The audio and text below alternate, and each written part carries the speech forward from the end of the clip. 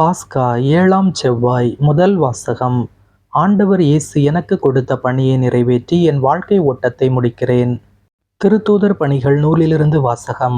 20ஆம் அதிகாரம் 17 முதல் 27 முடியவுள்ள இறை வார்த்தைகள். அந்நாட்களில் பவுல் மிலேத்துவிலிருந்து எபேசுக்கு ஆள் அனுப்பி திருச்சபையின் மூப்பர்களை வரவழைத்தார்.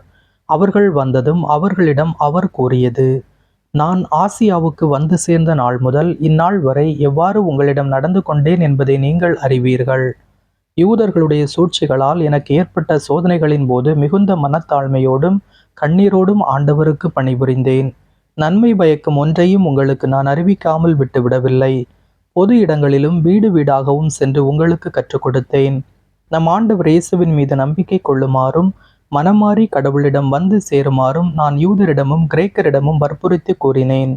இப்போதும் தூய ஆவியாருக்கு கட்டுப்பட்டு நான் எருசலேமுக்குச் செல்கிறேன். அங்கு எனக்கு என்ன நேரிடும் என்பது தெரியாது. சிறை வாழ்வும் இன்னல்களும் எனக்காக காத்திருக்கின்றன என்று தூய ஆவியார் ஒவ்வொரு நகரிலும் என்னை எச்சரித்து வருகிறார். என்னை பொறுத்தவரையில் எனது உயிரை ஒரு பொருட்டாக நான் மதிக்கவில்லை. இறையருளை பற்றிய நற்செய்திக்கு சான்று பகருமாறு ஆண்டவர் இயேசு எனக்கு கொடுத்த பணியை நிறைவேற்றி என் வாழ்க்கை ஓட்டத்தை முடிப்பதே என் விருப்பம். இதுவரை நான் உங்களிடையே வந்து இறையாட்சியை பற்றி பறைசாற்றினேன். ஆனால் இனிமேல் உங்களுள் எவரும் என் முகத்தை பார்க்கப் போவதில்லை என்று நான் அறிவேன். உங்களுள் எவரது அழிவுக்கும் நான் பொறுப்பாளி அல்ல என்று இன்று நான் உங்களிடம் தெரிவித்துக் கொள்கிறேன். கடவுளின் திட்டம் எதையும் நான் உங்களுக்கு அறிவிக்காமல் விட்டுவிடவில்லை. ஆண்டவரின் அருள்வாக்கு. இறைவனுக்கு நன்றி. பதிலுரை பாடல் பல்லவி. உலகிலுள்ள அரசர்களே, கடவுளை புகழ்ந்தேத்துங்கள். உலகிலுள்ள அரசர்களே, கடவுளை புகழ்ந்தேத்துங்கள். கடவுளை உரிமையான நாட்டின் மீது மிகுதியாக மழை பொழியச் செய்தீர். வறண்டு போன நிலத்தை மீண்டும் வளமாக்கினீர். உமக்குரிய உயிர்கள் அதில் தங்கியிருந்தன. கடவுளே, நீர் நல்லவர், எனவே ஒடுக்கப்பட்டோருக்கு மறுவாழ்வு அளித்தீர். பல்லவி. உலகிலுள்ள அரசர்களே, கடவுளை புகழ்ந்தேத்துங்கள்.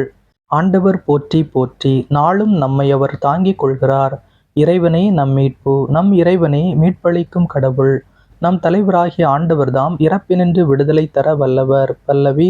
உலகிலுள்ள அரசர்களே, கடவுளை புகழ்ந்தேத்துங்கள். அல்லேலூயா. உங்களோடு என்றும் இருக்கும்படி தந்தை மற்றொரு துணையாளரை உங்களுக்கு தருமாறு நான் தந்தையிடம் கேட்பேன். தந்தை அவரை உங்களுக்கு அருள்வார். அல்லேலூயா.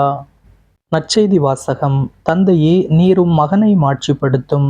யோவான் எழுதிய தூய நற்செய்தியிலிருந்து வாசகம். 17ஆம் அதிகாரம் 1 முதல் 11 முடியவுள்ள இறை வார்த்தைகள். அக்காலத்தில் இயேசு வானத்தை அண்ணாந்து பார்த்து வேண்டியது: தந்தையே, நேரம் வந்துவிட்டது. மகன் உம்மை மாட்சிப்படுத்துமாறு நீர் மகனை மாட்சிப்படுத்தும். ஏனெனில் நீர் அவரிடம் ஒப்படைத்தவர்கள் அனைவருக்கும் அவர் நிலை வாழ்வை அருளுமாறு மனிதர் அனைவர் மீதும் அவருக்கு அதிகாரம் அளித்துள்ளீர். உண்மையான ஒரே கடவுளாகிய உம்மையும் நீர் அனுப்பிய இயேசு கிறிஸ்துவையும் அறிவதே நிலைவாழ்வு. நான் செய்யுமாறு நீர் என்னிடம் ஒப்படைத்திருந்த வேலையை செய்து முடித்து நான் உம்மை உலகில் மாட்சிப்படுத்தினேன். தந்தையே, உலகம் தோன்றும் முன்பே நீர் என்னை மாட்சிப்படுத்தியுள்ளீர். இப்போது உம் திருமுன் அதே மாட்சியை எனக்கு தந்தருளும். நீர் இவ்வுலகில் இருந்து தேர்ந்தெடுத்து என்னிடம் ஒப்படைத்த மக்களுக்கு நான் உமது பெயரை வெளிப்படுத்தினேன். உமக்கு உரியவர்களாயிருந்த அவர்களை நீர் என்னிடம் ஒப்படைத்தீர். அவர்களும் உம் வார்த்தைகளை கடைபிடித்தார்கள். நீர் எனக்கு தந்தவை அனைத்தும் உம்மிடமிருந்தே வந்தவை என்பது இப்போது அவர்களுக்கு தெரியும். ஏனெனில் நீர் என்னிடம் சொன்னவற்றையே நான் அவர்களிடமும் சொன்னேன். அவர்களும் அதை ஏற்றுக்கொண்டு நான் உம்மிடமிருந்து வந்தேன் என்பதை உண்மையில் அறிந்து கொண்டார்கள். நீரே என்னை அனுப்பினீர் என்பதையும் நம்பினார்கள். அவர்களுக்காக நான் வேண்டுகிறேன், உலகிற்காக அல்ல. மாறாக நீர் என்னிடம் ஒப்படைத்தவர்களுக்காகவே வேண்டுகிறேன். அவர்கள் உமக்கு உரியவர்கள். என்னுடையதெல்லாம் உம்முடையதே, உம்முடையதும் என்னுடையதே. அவர்கள் வழியாய் நான் மாட்சி பெற்றிருக்கிறேன். இனி நான் உலகில் இருக்கப் போவதில்லை, அவர்கள் உலகில் இருப்பார்கள். நான் உம்மிடம் வருகிறேன். ஆண்டவரின் அருள்வாக்கு. கிறிஸ்துவே, உமக்கு புகழ்.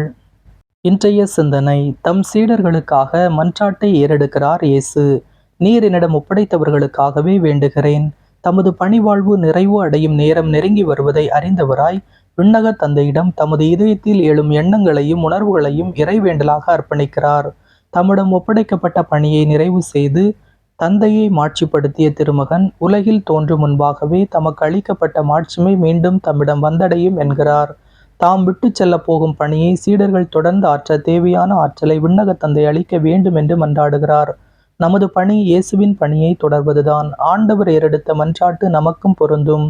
இயேசுவுக்கே புகழ், இயேசுவுக்கே நன்றி.